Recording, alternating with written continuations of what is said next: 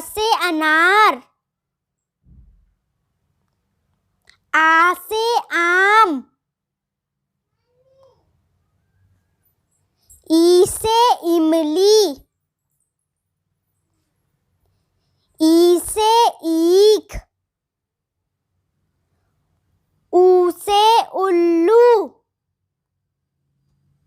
ऊ से ऊंट, री से ऋषि, ए से एरी, ऐसे ऐनक, औ से ओखली, औ से औरत, अंक से अंगूर, अ से खाली। अगर आपको ये वीडियो अच्छा लगा तो प्लीज़ इसे लाइक, शेयर एंड सब्सक्राइब जरूर कर दीजिएगा।